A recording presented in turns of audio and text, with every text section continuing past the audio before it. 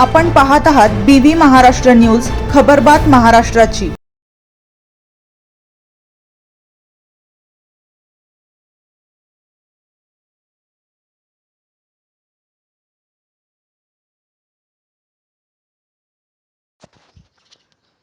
एकही शेतकरी पंचनामापासून वंचित ठेवू नका, खासदार शोभा बच्चाव यांच्या प्रशासनाला सूचना। धुळे लोकसभा मतदारसंघाच्या खासदार शोभाताई बच्चाव यांनी नुकताच बागलाण तालुक्यातील अति नुकसानग्रस्त गावांना भेटी देऊन प्रत्यक्ष पिकांची पाहणी केली। यावेळी शेतकऱ्यांना नुकसान भरपाई मिळवून देण्यासाठी मी कटिबद्ध असल्याची प्रतिक्रिया त्यांनी व्यक्त केली आहे। मागील 8 दिवसापूर्वी बागलाण तालुक्यात मोठ्या प्रमाणात अवकाळी पाऊस व गारपीट झाली होती। त्यात कांदा, गहू, केळी, डाळिंब, शेवगासह भाजीपाला पिकांचे मोठ्या प्रमाणात नुकसान झाले।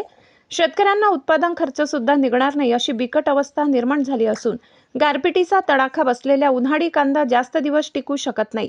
यामुळे तालुक्यातील शेतकऱ्याचे मोठे नुकसान झाले। शेतकरी हतबल झालाय। नुकसानग्रस्त शेतकऱ्यांना धीर देण्यासाठी खासदार डॉक्टर बच्चाव यांनी बागलाण तालुक्याचा दौरा केला। यात तालुक्यातील एकही शेतकरी पंचनाम्यापासून वंचित ठेवू नका, पीक विमाबाबत लवकरच जिल्हा स्तरावर बैठक घेण्याच्या सूचना खासदार बच्चाव यांनी दिल्या।